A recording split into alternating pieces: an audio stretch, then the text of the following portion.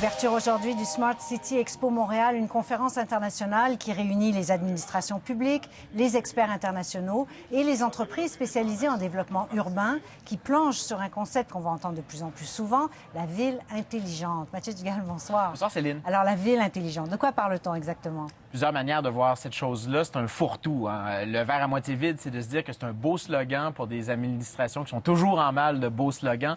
Le verre à moitié plein, maintenant, c'est que c'est une manière de tirer parti de la technologie pour rendre la ville plus efficace pour l'administration et pour les citoyens. Donc, c'est basé vraiment sur le numérique, sur la mobilité, hein? Oui, absolument. Comme par exemple, si on se place du côté de la ville peut dire, écoutez, nous, on a des grands ensembles de données, on va les rendre publics pour que des petites compagnies puissent aller piger là-dedans puis faire des applications qui sont efficaces. Par exemple, l'horaire des piscines. On pourrait penser qu'on rend ça public et que là, il y a des gens qui vont développer ça puis on va pouvoir se géolocaliser pour aller voir si on peut aller se baigner avec la famille cet après-midi. Du côté des citoyens, bien, c'est qu'on tire parti des données qui sont générées par les citoyens pour connaître l'état de la ville en temps réel.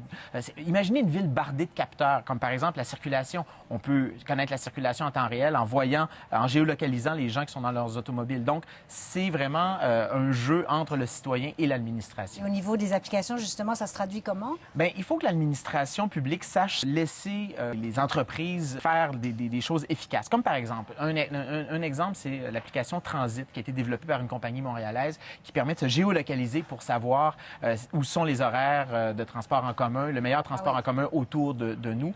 Bien, cette application-là a été adoptée dans 91 régions métropolitaines dans le monde. Elle est très bien cotée sur le App Store, à contrario de l'application de la STM qui, elle, est vraiment décriée. Alors, des fois, c'est bon de laisser la place au privé pour faire des bonnes applications. Oui, on peut penser aussi au stationnement et tout ça. Oui, le Airbnb du stationnement, ça fait partie de la ville intelligente. Mais quand même, l'administration, la ville peut créer des conditions favorables pour développer justement ce concept-là. Oui, et ça, c'est le pari, par exemple, du Bureau de la ville intelligente à Montréal qui a annoncé un plan triennal au mois de janvier dernier. C'est 23 millions sur, évidemment, 3 ans.